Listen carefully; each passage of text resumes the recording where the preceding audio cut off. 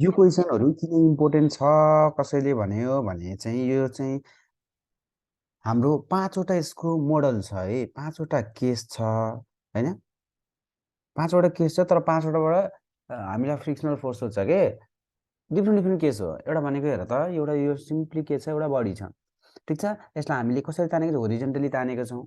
अर्को सेकेन्ड केसमा भनेको हामी यसलाई कसरी तान्छौँ, by making in theta degree with होरिजेन्टलसँग तान्छौँ। अर्को केस भनेको फेरि के छ, पुस गर्छौँ हामी थीटा डिग्रीमा। त्यही भएर थाहा हुन्छ कि why pulling is easier than pushing भन्छ नि, केही कुरा तान्दाखेरि सजिलो हुन्छ तर धकाल्दा गाह्रो हुन्छ। किन? सबको फ्रिक्सनल फोर्सले गर्दा। फ्रिक्सनल फोर्स बढ्यो भने गाह्रो हुन्छ नि त। फ्रिक्सनल फोर्सले के गर्ने, तिम्रो मोसनलाई जहिले पनि के गर्छ, मोसनको अपोजिट डाइरेक्सनमा लाग्छ र मोसनलाई जहिले पनि डिएक्सिलरेसन गर्छ, डिग्रेड गर्छ। त्यही भएर फ्रिक्सन फोर्स बढी भयो भने, जहिले पनि फ्रिक्सन बढी लाग्यो भने तिमीलाई गाह्रो हुन्छ कि फ्रिक्सन बढी भएको ठाउँमा तिमीलाई हिँड्न पनि गाह्रो हुन्छ।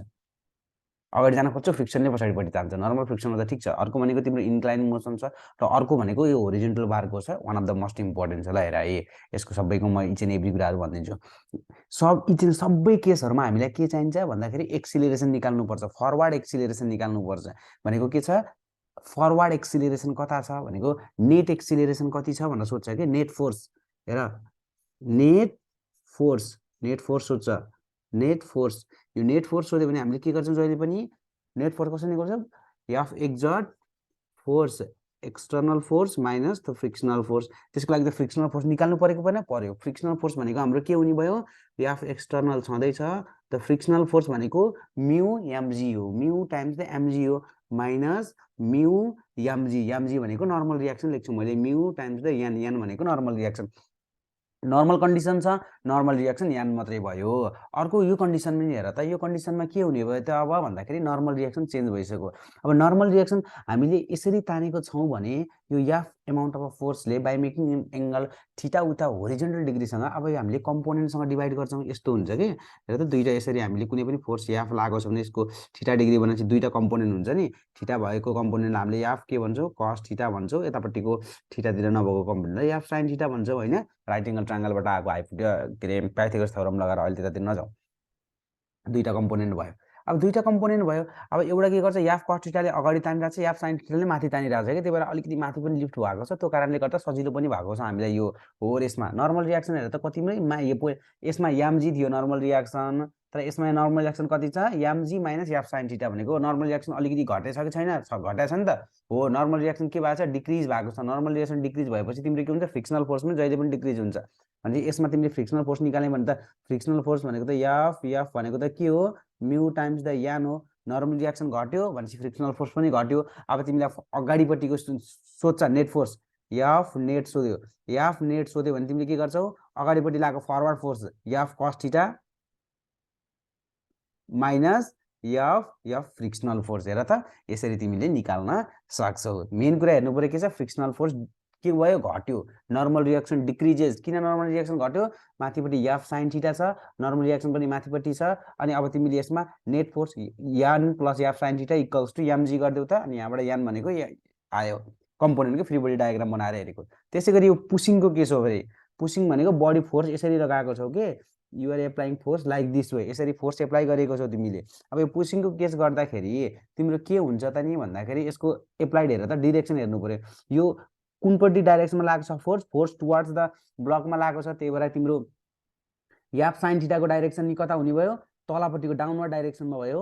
अनि एफ कस थीटाको डाइरेक्सन कुन छ, यसको डाइरेक्सन त होरिजेन्टल डाइरेक्सनमा भयो। हेर त, होरिजेन्टल डाइरेक्सनमा भयो। अब एफ कस थीटालाई तिमी यो डाइरेक्सनमा छ भने यो डाइरेक्सनमा तिमीले एफ कस थीटा भन्न सक्छौ होइन, भन्न सक्छौ। अनि तलपट्टिको डाइरेक्सनमा एफ साइन थीटा छ नि, तिमीले यो यसलाई पनि एफ साइन थीटा भन्न सक्छौ। This is also F sine theta. अब तिमी आफै हेर त, अब MG plus F sine theta, MG plus F sine theta भनेको तिम्रो के हो, नर्मल रियाक्सन हो। अब हेर त, नर्मल रियाक्सन त के भयो, नर्मल रियाक्सन भनेको त इन्क्रिज भयो, MG plus F sine theta भयो। त्यसपछि पुसिङमा जहिले पनि नर्मल रियाक्सन इन्क्रिज हुँदो रहेछ। त्यही भएर pushing is harder than pulling भयो है। अनि नर्मल रियाक्सन बढ्यो, फ्रिक्सनल फोर्स पनि बढ्छ।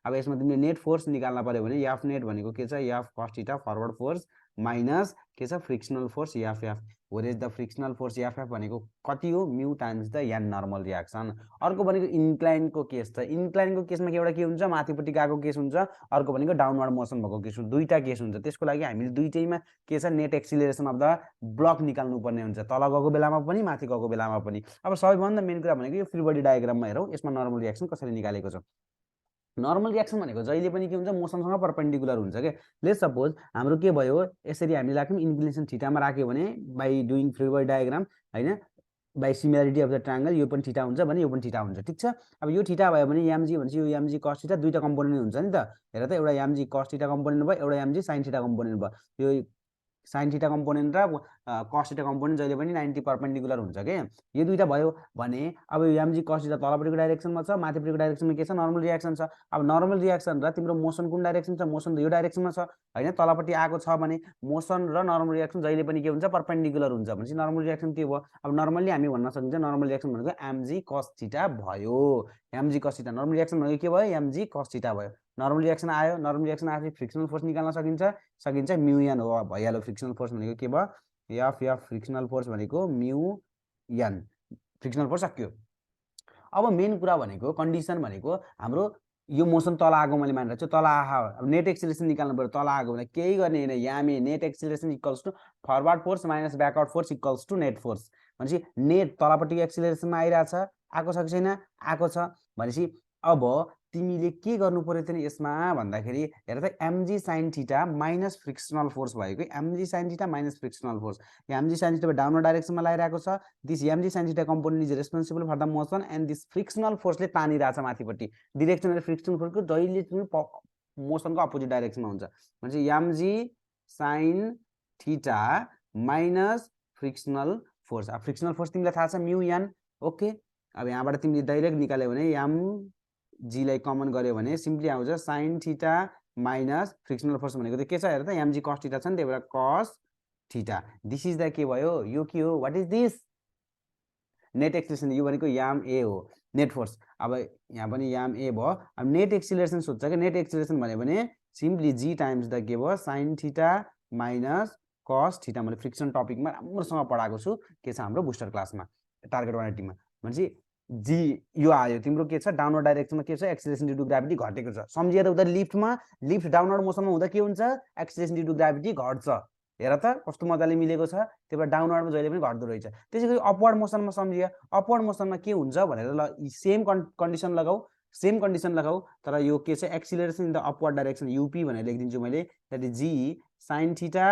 प्लस cos थीटा हेर त प्लस मात्रै आउँदो रहेछ थीटामा sin theta plus cos theta यो नै अपवर्ड डाइरेक्सनमा डाउनवर्ड अपवर्ड भयो ओके भयो अब अर्को इम्पोर्टेन्ट कुरा भनेको लास्टै यो हो के भनेको कुनै पनि ब्लकलाई हामीले केमा राखेको छौं त कुनै पनि ब्लकलाई हामीले हेर त कुनै पनि वालमा फिक्स गरेको छौं by applying a force of external force कति छ एफ युनिट अब एफ युनिट फोर्स गरेको छौं भने मोसनको परपेन्डिकुलर डाइरेक्सनमा जहिले पनि के लाग्छ नर्मल रियाक्सन यो मोसन कुन डाइरेक्सनमा छ मोसन भर्टिकल डाइरेक्सनमा छ त्यही भएर होरिजोन्टल डाइरेक्सनमा तिम्रो के लाग्ने भयो नर्मल रियाक्सन त्यही भएर external force is equals to normal reaction यहाँनिर धेरै जना विद्यार्थी भाइ बहिनीहरूले के लेख्नुहुन्छ भन्दाखेरि नर्मल रियाक्सन भनेको एमजी लेख्नुहुन्छ व्हिच इज एब्सोल्युटली रङ नि तपाईको मोसनको डाइरेक्सनमा छ एमजी हेर्नुस् त गलत भएन भयो त्यही भएर नर्मल रियाक्सन निकाल्नु पर्यो मेन कुरा फ्रिक्सनल फोर्स चाहिन्छ फ्रिक्सनल फोर्स भनेको हामी के गर्छौं mu times the normal reaction भनेको के हो एप्लाइड फोर्स एक्सटर्नल भनेको mu times the external applied force that is F external भनेर मैले भनि नै हाले यसलाई ओके अब यो बडी के भन्छ हाम्रो क्वेशनले के भन्छ the body must be in इक्विलिब्रियममा बडी हुनको लागि के गर्नु पर्यो माथिपट्टि ल्याएको यो frictional force must be balance by its weight भने के हुन पर्यो द एमजी उल्टो तरिकाले लेख्छु the frictional force must be greater than or equals to the weight of the component body अब लिस्ट कन्डिसनमा द इक्वल हुनु पर्यो भनेपछि फ्रिक्सनल फोर्स भनेको कति छ फ्रिक्सनल फोर्स भनेको तपाईको F external force into normal reaction is equals to m g sorry यो भनेको एफ होइन यो भनेको म्यू हो ओके गएर त यहाँबाट त्यही भएर यो रिलेसन चाहिँ सम्झिनु होला ओके यो पाँचवटा हेर्नुस् त कति इम्पोर्टेन्ट हामीले सम्झिनै पर्दैन कि अलिकति कन्सेप्ट बुझ्यो भने गर्न सकिन्छ भेरी भेरी इम्पोर्टेन्ट कन्सेप्टहरु मैले फ्रिक्सनलको यो पाँचवटा क्वेशनहरु गराएको छु सबैजनाले ध्यान दिनु होला र यो के गर्नु पर्यो सम्झिनु पर्यो बिर्सिनु भएन है थ्यांक यू नेक्स्ट भिडियोमा फेरि पनि हामी यस्तै कन्सेप्टहरू लिएर